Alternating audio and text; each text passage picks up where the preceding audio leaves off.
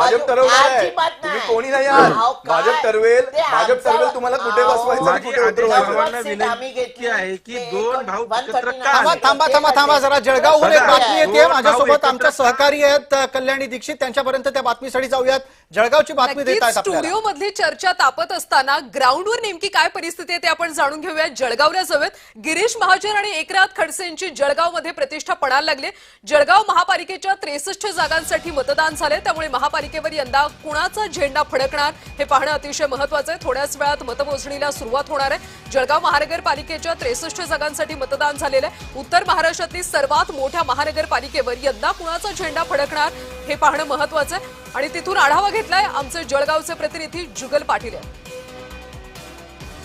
जळगाव महानगरपालिकेच्या 75 जागांपैकी 63 जागांसाठी आज मतमोजणी प्रक्रिया या ठिकाणी वखार महामंडळामध्ये पार पडणार आहे. सकाळपासूनच आपण बघू शकतात की या ठिकाणी मतमोजणी केंद्रावर उमेदवारांचे प्रतिनिधी उमेदवार येण्यास या ठिकाणी सुरुवात झालेली आहे.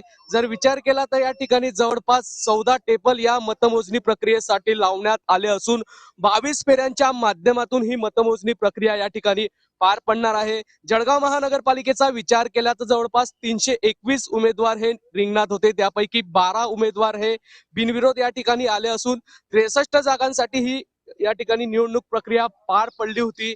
आज नेमकं जर विचार केला तर कौल मतदारांचा कोणाला राहतो हे पाहणं महत्वाचं ठरणार आहे. मागील वर्षाच्या तुलनेत जर विचार केला तर यंदा 2% मतदारांची टक्केवारी ही घसरली असून आणि कमी टक्के या ठिकाणी मतदान झाल्यामुळे नेमका कौल कोणाला राहतो हे मात्र पाहणं महत्वाचं ठरणार आहे. यामध्ये माजी मंत्री एकनाथ खडसे असतील, मंत्री गुलाबराव पाटील असतील, मंत्री गिरीश महाजन असतील, माजी आमदार संतोष चौधरी असतील, या दिग्गज नेत्यांच्या प्रतिष्ठा पणाला असून उत्तर महाराष्ट्रातील सर्वात मोठी महानगरपालिकेवर नेमका कोणाचा झेंडा फडकतो हे पाहणं मात्र महत्वाचं ठरणार आहे. जुगल पाटील, जय महाराष्ट्र न्यूज, जळगाव. पटकन आपण आता जातो आहोत संभाजीनगरमध्ये. संभाजीनगरमध्ये